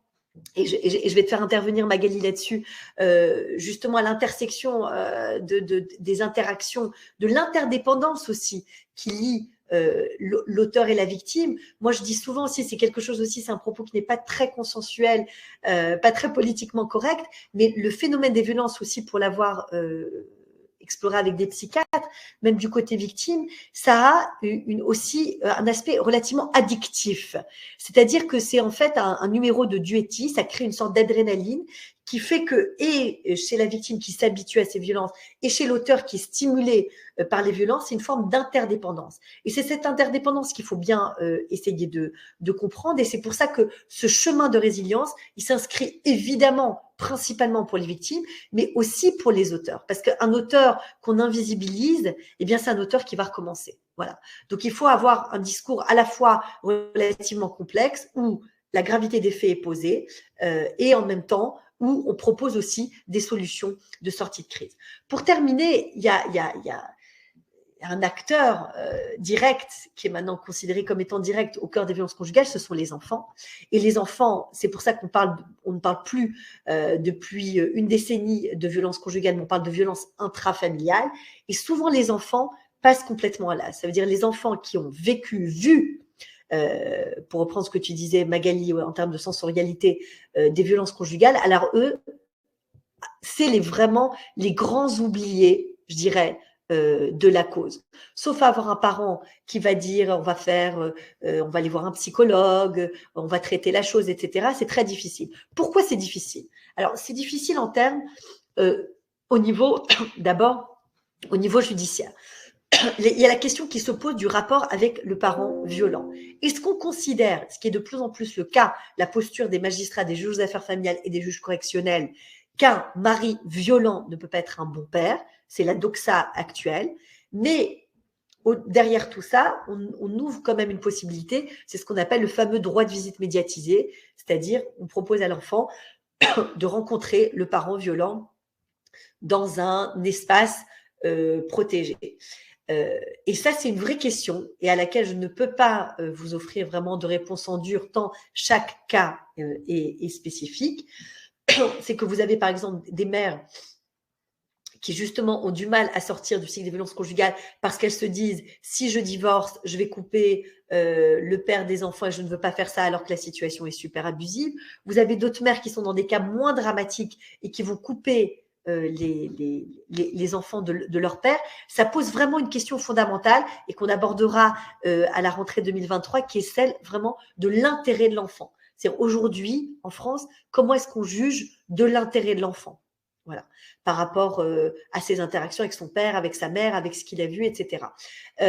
Donc ça, c'est vraiment une question en soi. Ça doit faire l'objet d'un webinaire dédié. Mais en tout cas, ce que je peux vous dire, c'est que cette notion de l'intérêt de l'enfant, elle est inscrite, bien sûr, dans le code civil et dans le code pénal, mais de manière très étrange, elle n'est pas du tout définie. Pas du tout, du tout, du tout. Ce qui laisse une liberté d'appréciation totale aux magistrats. Ce qui veut dire que pour comprendre qu'est-ce que c'est l'intérêt de l'enfant à avoir ou pas ou plus de contact avec un parent violent, eh bien, il faut s'emparer de la jurisprudence.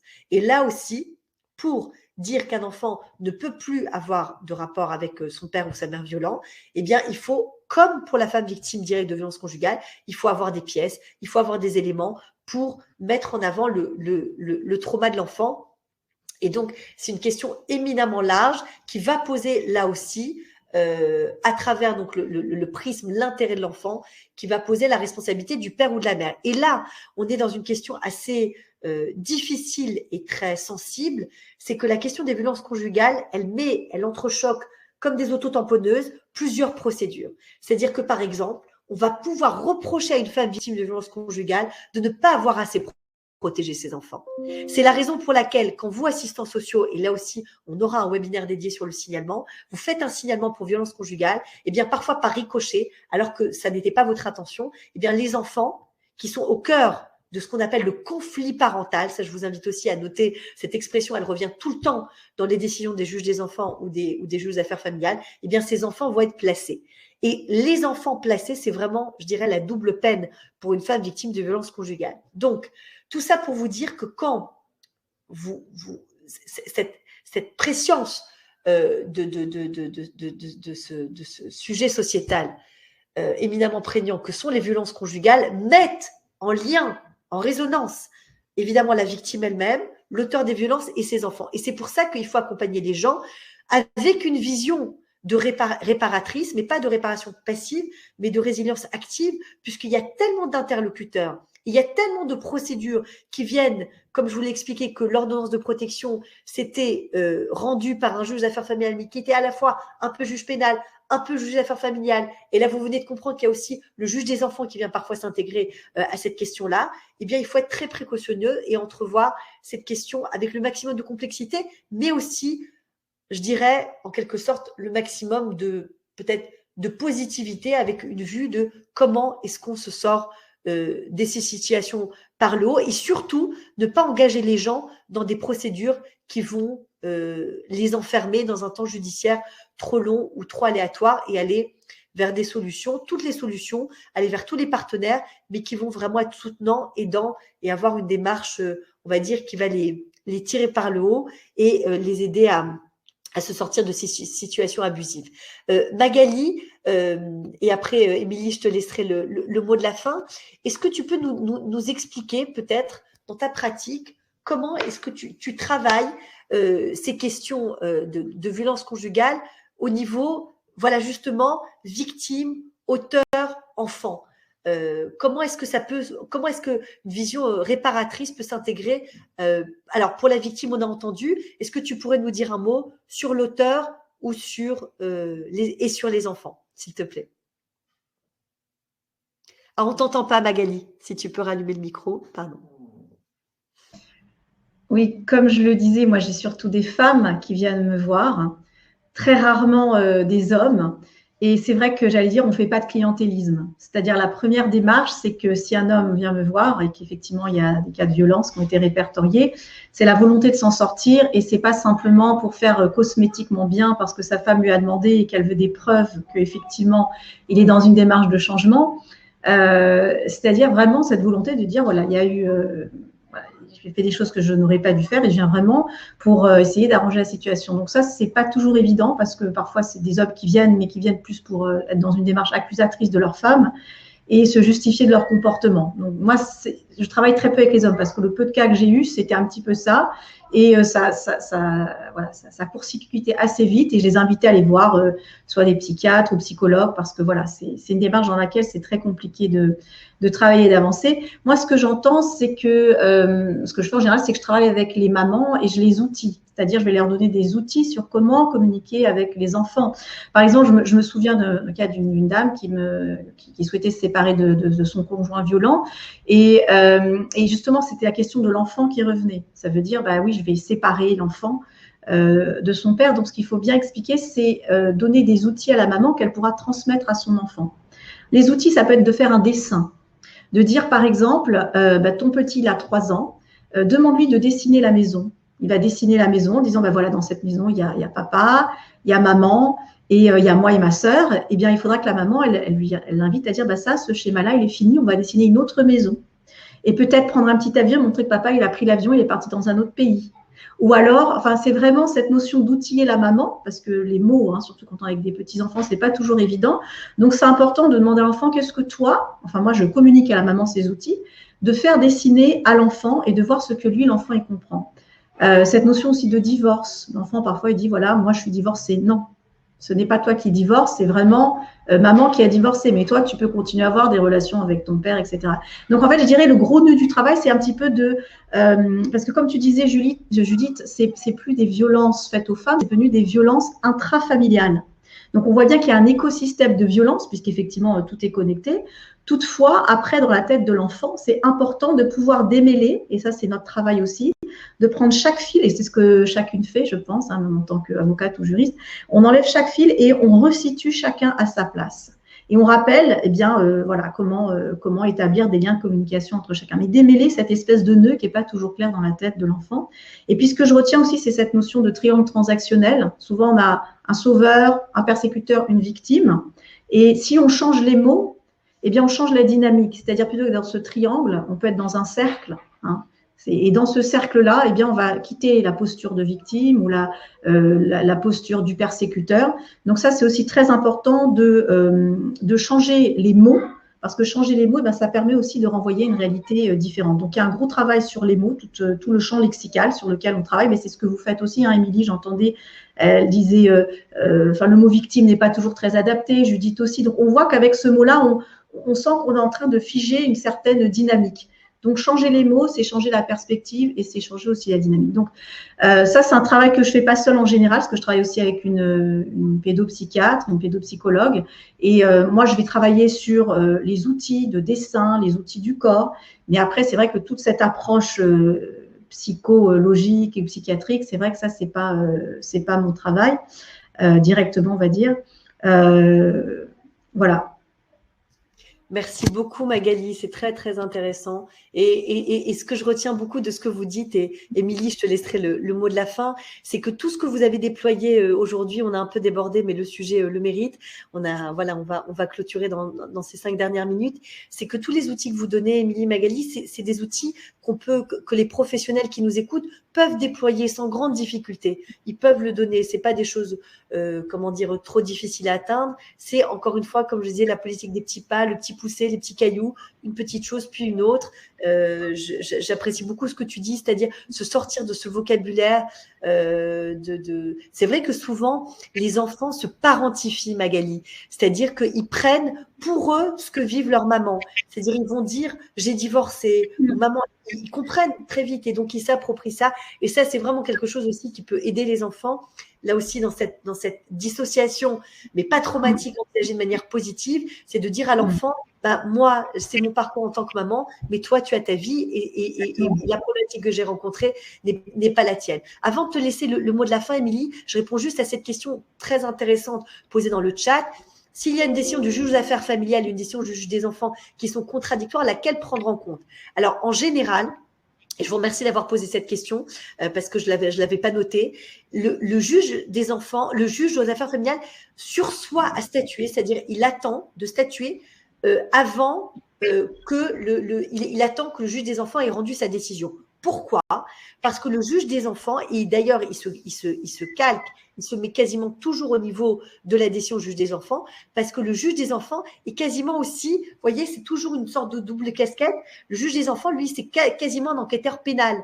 Le juge des enfants, il va faire venir des psychiatres, des enquêteurs sociaux, il va faire des investigations psychiatriques de chaque parent. Ce qu'un juge aux affaires familiales va pouvoir faire plus difficilement, en tout cas beaucoup moins rapidement. C'est la raison pour laquelle, la plupart du temps, dans 95% des cas, vraiment majorité tout à fait écrasante, un juge aux affaires familiales va reprendre exactement ce que dit un juge des enfants. Si un juge des enfants a retiré l'autorité parentale à un parent parce qu'il y a eu des phénomènes extrêmement graves et parfois juste des violences psychologiques, entre guillemets, qui peuvent être tout aussi graves que des violences physiques, eh bien, le juge aux affaires familiales va se caler. La difficulté qu'on peut voir, en fait, le frottement, c'est quand les juges aux affaires familiales et les juges des enfants, ne communiquent pas entre eux et parfois un JAF peut par malencontreusement, entre guillemets, parce qu'il ne sait pas qu'il y a une décision juge des enfants en parallèle, rendre une décision qui soit contradictoire. Mais dans la plupart des cas, le juge aux affaires familiales va suivre la décision juge des enfants.